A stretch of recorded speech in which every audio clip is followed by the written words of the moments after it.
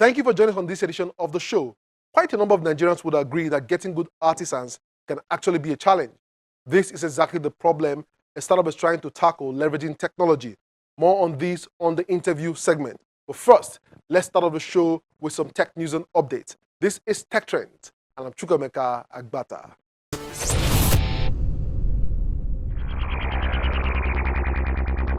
The original idea of the web was that it should be a collaborative space where you can communicate through sharing information.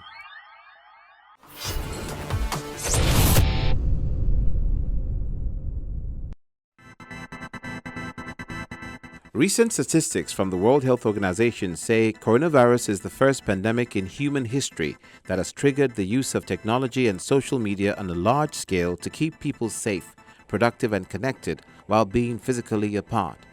Health workers now use telemedicine to diagnose patients while hospitals rely on being connected to coordinate and treat them.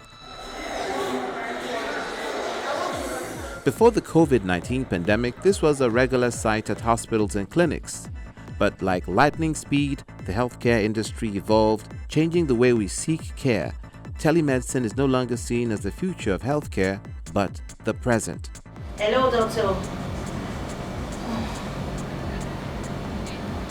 Doctor, I'm not feeling fine at all. I'm not feeling fine. Telemedicine simply means the use of modern-day technology to provide clinical care to patients remotely. And it has been proven to be a very cost-effective and time-efficient solution in addressing the healthcare deficit across the globe. The technology itself is not new, it's been in existence for decades, but the adoption has been quite slow until COVID. Telemedicine has been around for a while in many countries, but not so many accepted it until recently. The pandemic actually has, should I say, accelerated the adoption of telemedicine. With our platform, for example, during the pandemic, almost all the services we've done have gone from offline, which we used to do before, to mostly online services. Before the pandemic, a lot of people were quite skeptical about the use of telemedicine, especially professional bodies and a lot of older physicians and healthcare professionals. However, the tide is kind of changing with regards to the fact that people are coming to see that most of the clinic visits that we kind of go for endlessly can be cut out by using telemedicine. So if it is itchy, we give something for the itchiness. The ketoconazole shampoo is not treating it as a fungal infection. Although the World Health Organization has mentioned telemedicine amongst essential services in strengthening the health system response to COVID-19 policy, there are barriers to its implementation. Across Africa, there's still no blueprint for the adoption of telemedicine, and that leaves a lot of loophole that needs to be urgently addressed. We need to have policies and guidelines that will guide, for instance, the licensing of the doctors, their qualification. Are they suitably qualified? You want to make sure that the doctors have the appropriate licensing and that they're currently in good standing with their regulators wherever they are practicing. You also want to make sure that the handling of the patient's medical record follows international guidelines and that they are not being compromised. So those are some of the things that need urgent attention. Telehealth has its limitations, but the technology can play a significant role in easing the strain on the healthcare system. One of the major things is that it serves to help us reduce costs. Beyond the cost savings, we also see that would help reduce the number of hospital visits, keeping the spaces in hospital for the people that really need it, reducing the waiting times for other people.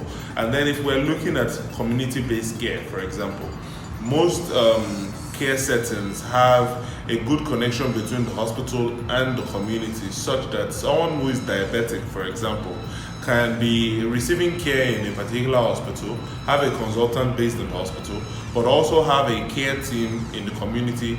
And those two people, in terms of the consultant and the care team in the community, would be able to liaise with video conferencing with the patients from time to time to help manage their conditions. It reduces the time to diagnosis and treatment, so that means that there's less likelihood of a complication as a result of delayed presentation. So now patient can access a doctor quicker, They can get their medications delivered to their houses.